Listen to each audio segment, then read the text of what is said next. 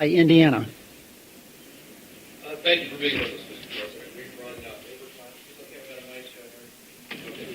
we got a mic. Here you go. Here, pass that over. Wait, no, we can get you a mic. Yeah. Nice sneakers, by the way. Thank you. Got to stay light on your feet around here, right?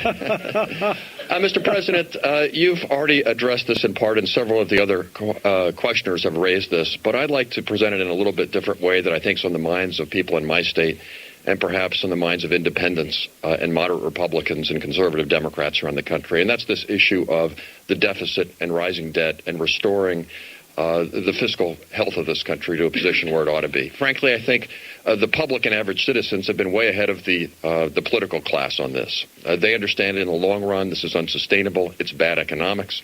They understand that generationally, as Michael was mentioning, it's unfair to our children to ask them to pay these bills. And most of all, there's a sense of unfairness. They're having to make sacrifices in their daily lives, but too many in Washington expect to have continuing increases in the programs they care about. Ordinary citizens are making sacrifices, and yet we want our earmarks or pet projects. And they ask, why can't Washington make the same sacrifices that we're willing to make? Now, I think they realize that the other party doesn't have much credibility on this subject. They handed you a $1.3 trillion deficit. Vice President Cheney famously said that in his opinion, deficits didn't matter. He just flat out said it. That's wrong.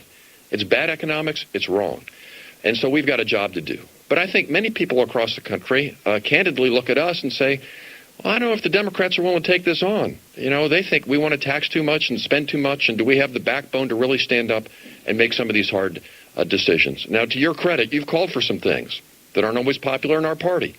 The first thing I noticed when you put into effect that non-security discretionary spending freeze is you got kicked in the shins by some of the left-wing blogs, and you called for more restraint on earmarks. That's not always popular among our group. But to your credit, you've called for those things. So my question to you, Mr. President, is speaking to independents, conservative Democrats, moderate Republicans, people who know we have to do this, why should the Democratic Party be trusted, and are we willing to make some of the tough decisions to actually head this country in a better direction? Well, I'll tell you why the Democratic Party should be trusted, because the last time this budget was balanced, it was under a Democratic president who made some very tough decisions. So,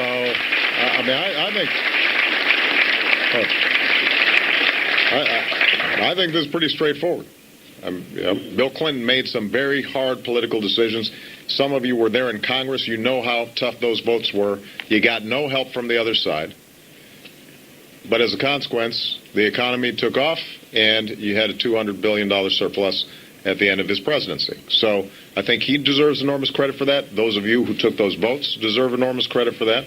That's why we should have credibility. But we're still haunted by the debates that took place from the 70s, the 60s, right? And that hasn't completely worked through the political mindset.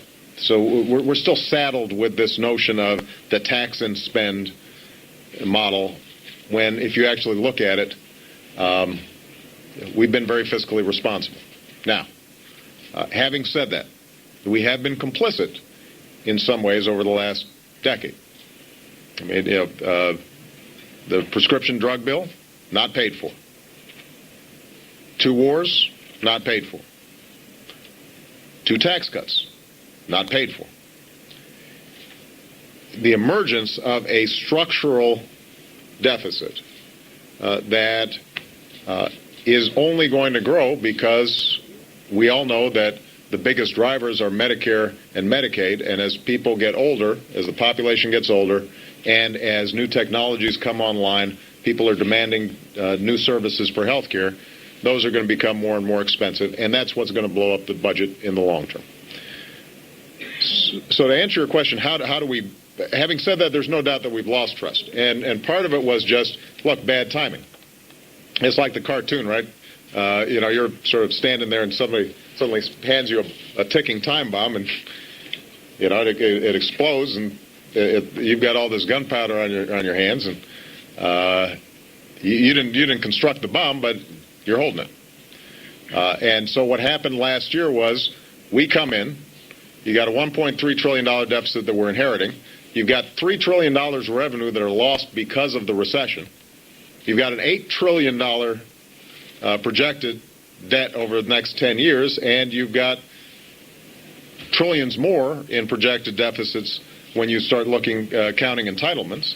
Everybody's been looking at Ken Conrad's charts here for the last several years about it.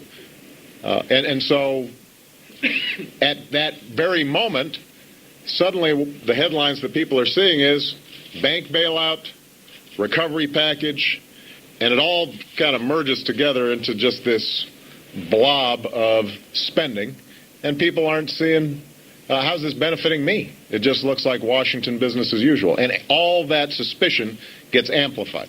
So it's completely understandable. I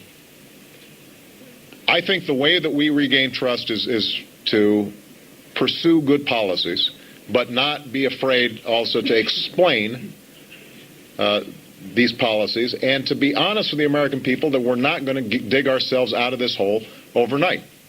So a couple things I've done. I have encouraged that we go back to pay as you go. People understand that concept. You pay as you go. I congratulate the Senate on voting for it. I expect the House to get it done. I want to sign that. Not a single Republican. The second thing you already mentioned is this non-defense discretionary freeze. One thing I want to mention, though, it's not as if we're not going after defense as well. It's just it would be irresponsible when we have two wars for me to impose that same kind of limitation, tie my hands, not knowing what contingencies may be needed. But if you look at what Bob Gates has been doing in the Defense Department in really going after some sacred cows over at the Pentagon, he's been serious about it. We've already saved billions of dollars. We intend to keep saving billions of dollars more on that front as well.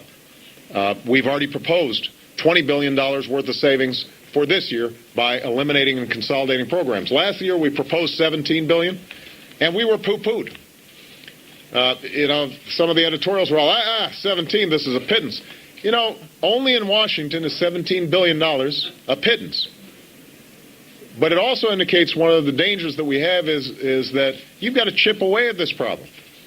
So every dollar counts. The work that Claire's done on auditing, if we can squeeze out $5 million here, $10 million here, make this program work a little bit better, over time it creates good habits. And it starts exercising the fiscal restraint muscles in ways that won't affect programming for people, but will affect our bottom line. So we're moving aggressively. We hope this year we get that stuff done. But what we also have to understand is that if I take all the steps that I put forward and Congress follows my lead on the non-defense discretionary spending, we're prudent in terms of defense spending, and we do all the things that we've talked about, we still got this structural deficit that we've inherited. Essentially, what my proposal does is to pay for the Recovery Act and the other extraordinary steps we had to take for last year, so that I will have covered what happened on my watch. That's important to understand. Whatever spending that I had to take that was extraordinary, that you took with me, including the Recovery Act, if we follow my budget outline, we will have taken care of, paid for what happened on our watch. But what we will not have solved is that huge structural deficit that existed the day I walked in. And we've got to be able to tell the truth to the American people that that is hard to solve. And the reason it's hard to solve is most of it is coming from entitlements that people like. And it has to do with the fact that there's this huge gap between the amount of money being paid out and the amount of money coming in. And everybody understands this here, but I think that there's a misperception in the public. If you ask your average constituent, where does federal dollars go? They'll tell you foreign aid. And you say, well, foreign aid accounts for 1% of our budget. And then they'll say, well, earmarks. Look, I